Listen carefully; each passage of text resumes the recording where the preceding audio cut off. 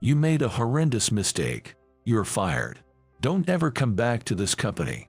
Yelling that, the manager stormed out of the room. "So, I'm getting fired, huh?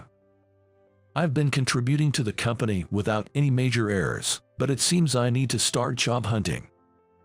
But on the second day after being fired, my cell phone suddenly rang. "Oh, good," you answered, "David. Can you come back to the office right now?" Having been told this, the scene I saw when I arrived at the company was: my name is David. I live with my loving wife and an energetic 8-year-old son. I work for a subsidiary of a major food manufacturer, handling the ordering and receipt of food products. I deal with products both for restaurants and retail consumers, so managing the inventory is quite challenging. It's a job where attention to detail is crucial, but I've always managed to do it smoothly without any major mistakes. However, there was one troublemaker at the office. "Hey David, this document was supposed to be finished by today, right?"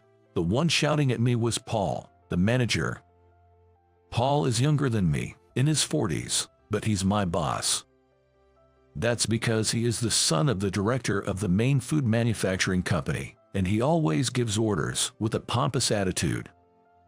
Furthermore, he always believes he's right, and for that, he is surprisingly bad at his job. He became a director just 2 weeks ago, and for some reason, he seems to have taken a disliking to me. He checks on me daily, pushing more and more work onto my plate. "After you finish that, get this document done as well. Hurry it up." "Yes, I understand." "You should take the initiative before your boss tells you. Honestly, you're so thoughtless." The manager threw a bundle of papers onto my desk and left the room. As I was picking up the scattered documents, I could hear my colleagues whispering to each other. I wasn't trying to eavesdrop, but being in the same room, I couldn't help but overhear. "Paul is always tough on David, isn't he? David does his job so meticulously and without any mistakes. I wonder why. But David can be a bit absent-minded, you know. He doesn't hold any significant position at his age, right? Maybe he's not interested in climbing the corporate ladder. Well, with that kind of attitude, promotion seems tough for him. Even when younger manager scolds him, he just brushes it off with a smile." As I overheard my colleagues chuckling behind my back, I let out a sigh. Let them talk. I'm just doing my job my way. Doing what I need to do, my way. I continued to tackle the tasks assigned to me by the manager. However, one day, while I was working as usual, a colleague suddenly began to panic. Answering the phone, he was sweating profusely and kept repeating apologies. Wondering what had happened, the colleague hung up the phone and approached me. "David, what's the meaning of this?" Me. The colleague handed me a note. The content was a complaint from a major client. "What's going on? We ordered 50 units of the regular business product and 500 household items to hand out as samples, but they received only the 50 units of the business product. They were furious, saying they were supposed to distribute the household items at an event in 3 days. How will we make this right?" "You're kidding. That can't be. I've never made such a mistake before, and I was sure I checked this order too. Why did this happen?" I started to panic. I handled orders for 2 types of products, business and household. The large packs for business and the individually packaged household items have the same product name, so they're easy to be mixed up. Because it's an area prone to errors, I always double-checked, especially since it would be difficult to correct such a mistake. But the fact remains that we've got this complaint. Quickly composing myself, I opened my computer to verify the order. The purchase order showed a record of 50 business products. That's strange. I'm sure I ordered the 500 household items as well. Unable to believe my eyes, I felt a sudden chill. Then, the next moment, Paul's loud voice echoed throughout the room. "What kind of mistake is this, you useless employee? No, I'm sure I ordered the 500 household items too. Enough. You clearly only ordered the business products. If you have time to make excuses, Find a way to gather those 500 household items now. Paul pushed me against my desk in anger and stormed out of the room. My colleagues looked on with concern at the altercation between manager and me, but none offered help. Either way, I have to find those household items. I quickly returned to my desk and started calling our branches. I'm sorry for the sudden request. If you have any spare household items, could you send them over? Please, I'd really appreciate it. Thank you so much. I owe you one. Only 240 left. Only 3 days left until the event where our client will participate. Can I really gather all 500 by then? No time to doubt. I need to do whatever I can right now. I frantically made calls to address the situation. I deeply apologize. Yes, thank you for checking. I kept bowing and asking if they had any stock. Even if there was just one item available, I would drive there myself to pick it up. Only 70 left. And then, the day before the event, holding boxes filled with the products, I bowed deeply. Thank you so much for this. I can't thank you enough. Finally, I had managed to secure the 500th item. In the end, I managed to prepare the required amount for the event where our client was participating. After that, I quickly headed to the client's place to deliver the goods, but the person in charge looked down on me with a gaze filled with anger. What's going on? We've been doing business for a long time, but I've never felt like this before. Sorry, but I can't trust you anymore. Our business relationship is over. The client angrily took the goods and with a slam, shut the door right in front of me. I stood there, head bowed in disappointment for a while before slowly making my way back to the office. I did everything I could. But when I got back, there stood manager with a stern look, arms crossed, waiting for me. You really messed up this time. If this keeps up, you are going to ruin the company's reputation. You're fired. Leave now and don't come back. With that, the Paul stormed out of the room. I trudged back to my desk, dejected. Is this how I get fired? My mistake caused the company so much trouble. I had always been a reliable employee and contributed well, but it seems I'll have to start job hunting. It'll be tough at my age since I haven't climbed the corporate ladder. How will I break the news to my wife and son when I get home? With a heavy heart, I started packing up my things. As the end of the day approached, I apologized to my colleagues. I'm really sorry for the trouble I've caused. Thank you for everything. I'll be on my way now. I went around, apologizing to everyone, and then clocked out. After finishing the formalities to use my remaining paid time off, I realized there was nothing left for me to do at the company. It's been a long 3 days.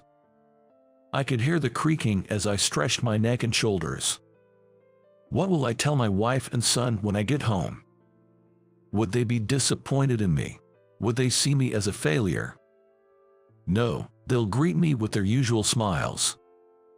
Given their nature, they wouldn't blame me. But that thought somehow felt even harder to bear. Lost in thought, I found myself close to home. I'm home. Welcome back, Dad. You're late. Oh, you look a bit off. Something happened. Holding my energetic son in my arms, I smiled and shook my head in response to my wife's question. Yeah, just a little something. I'll talk about it later. All right then. Let's eat once you've changed. I headed to my bedroom at a slow pace. Both my wife and son greeted me with warm smiles, just as I had imagined. That made me even more unsure about how to break the news to them. Anyways, I'll tell them after dinner. With renewed determination, I went back to the living room where my wife and son were waiting. Let's eat. Let's eat. So, what happened? You seem a bit down. Dad, something wrong. Their voices, full of concern for me, made my heart race. But I couldn't keep this from them forever. Taking a deep breath and gathering my courage, I began to speak. I'm really sorry, you two. It looks like I've been laid off from work. Upon hearing my words, wife's eyes widened in shock, rendering her speechless. Instead, it was my son who raised his voice. "That's awesome. Dad, you don't have to go to work now, right?" Yeah, I'll be home for a while starting tomorrow." "Yay, let's go to the amusement park then. I've been wanting to go." My son is beaming, gazing at me with a big smile. I just stared back at my son, not expecting his reaction like this. Then, my wife began to chuckle softly.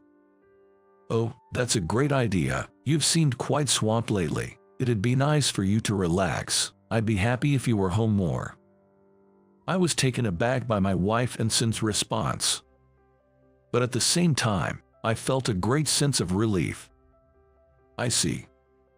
Neither of them blames me for getting laid off. Guess it's all right for me to just take it easy at home. Come to think of it, since my son grew up, we haven't really gone on any long trips. I had left all the parenting and household chores to my wife, so maybe this was a good opportunity to spend time with the family. Deep in thought, cherishing the moment, I smiled at the two of them.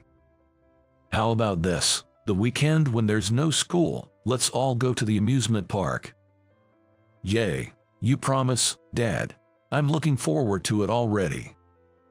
Their joyful voices filled the living room. What a warm family gathering this is. I'm truly blessed to have these happy moments. Feeling a bit relieved, I continued with my meal.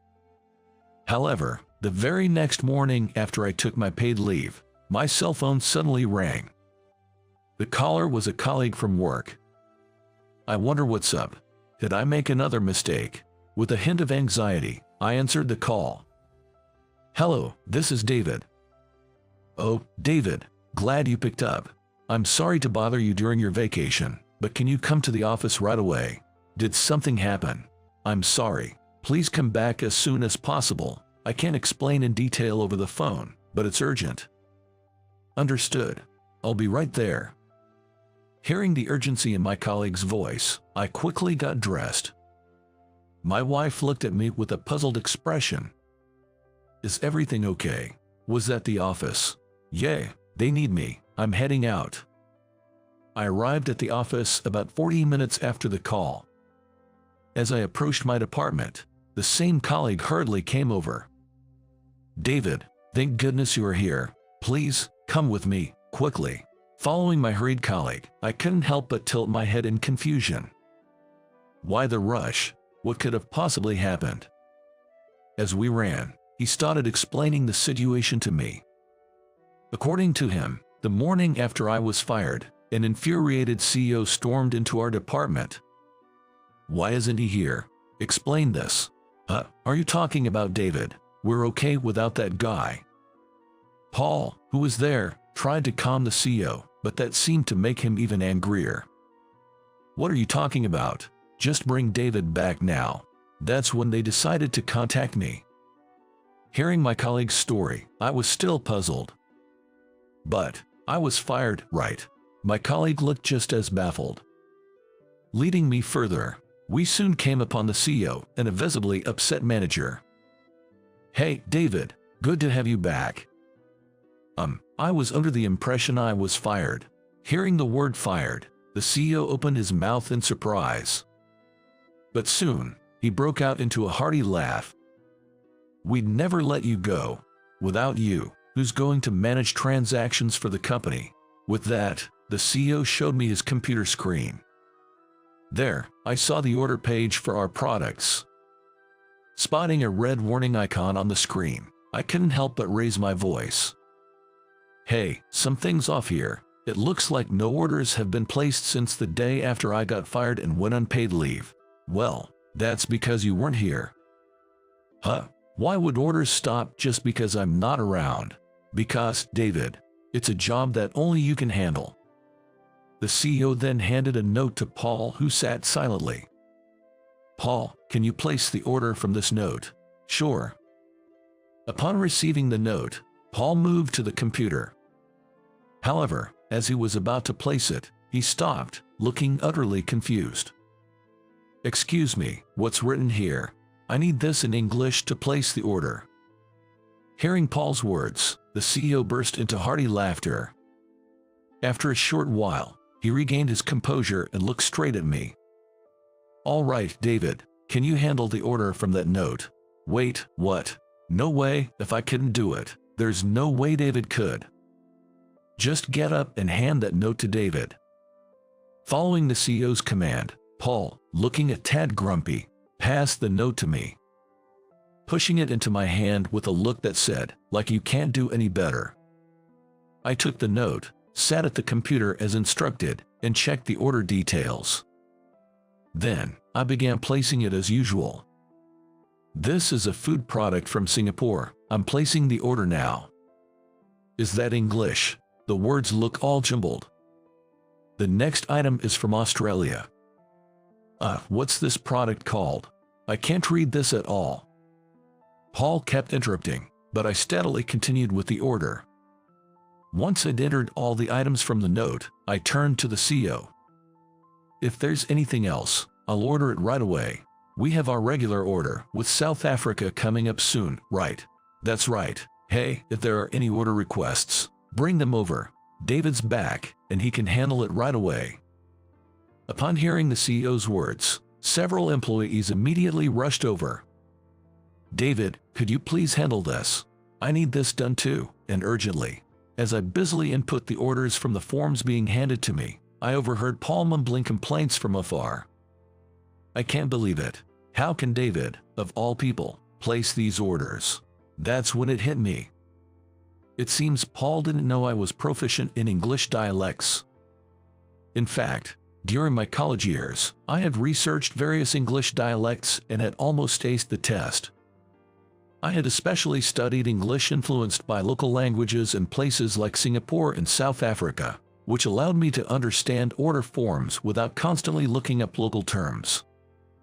Being able to read and write all communications with vendors from those countries had been quite beneficial in transactions. Once I had finished inputting all the requested orders, I double-checked the product names and quantities. "All right, everything seems correct, and send." I felt relieved to have successfully placed the orders, but I then noticed something odd. What's this? This computer was exclusively for orders, and it displayed order history and the last update history once an order was finalized. Moreover, an employee ID was required to operate this computer, so the name of the employee who was using it at the time was also recorded.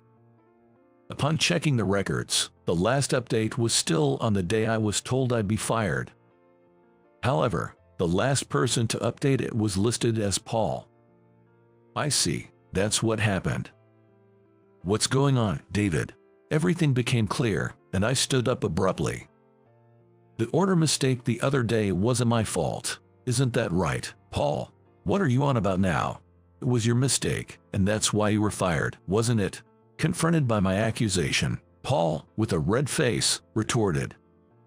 He fervently pointed to the computer screen I had been working on.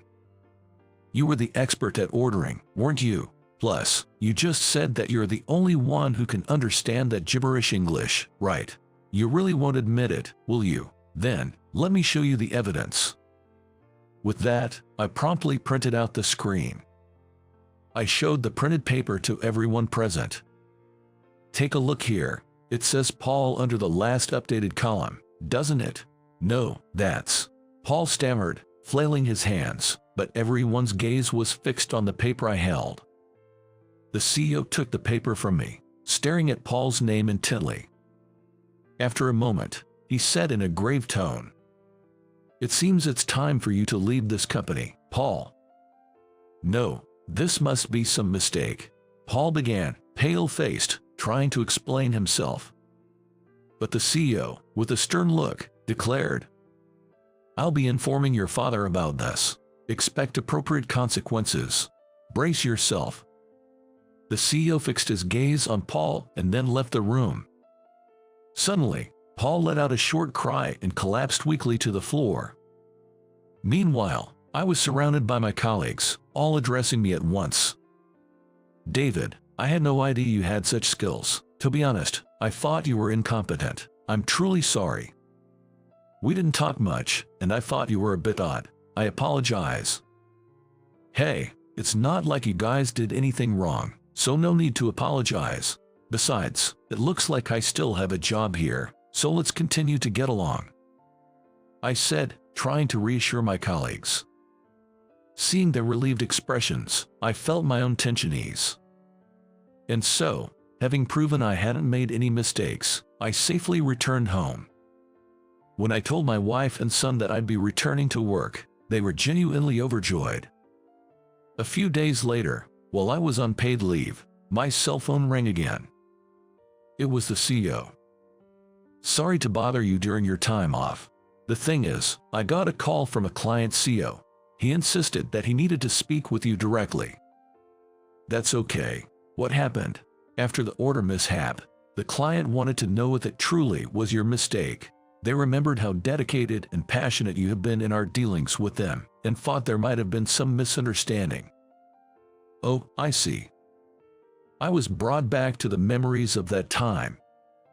It feels good to know that our long-standing client had such trust in me. The CEO continued speaking. I always believed you couldn't have made that mistake, but to think that Paul tampered with it, I'm truly sorry for this. After that incident, we had a meeting with the higher-ups, and as a result, he was let go. He deserved it after what he did. Paul's father is a top executive at our parent company, but it seems his actions were still inexcusable. From what the CEO said, Paul is currently looking for jobs at other companies, but rumors of his tampering are making it tough for him. After hanging up, I took a deep breath. Now, I can get back to work as usual. With Paul gone, I'm even more motivated. Seeing my renewed energy, my wife said, "Seems like some good news," and chuckled. The next day, as we had promised, we took a family trip to the amusement park. My wife and I enjoyed the park, watching our son looking happy. "Dad, Mom, we can get a fast pass here." "Oh, they have that handy option." Our son explained that it was a system where we could use the attractions on a priority basis within a designated time. Seeing how much our son has grown without us realizing makes me feel warm inside. And so, we enjoyed the amusement park the entire day. Soon, the day to return to work arrived. I'm off. I left the house earlier than usual. The familiar commute route looked brighter to my eyes. Upon arriving at the office, I brushed off the dust from my suit and slowly entered the building. "Good morning." "Oh, good morning, David. I hate to bother you right as you get in, but could you handle this for me?" In his colleague's hand was an order form for Singapore. "Yes, leave it to me." And just like that, my daily routine began to get back on track.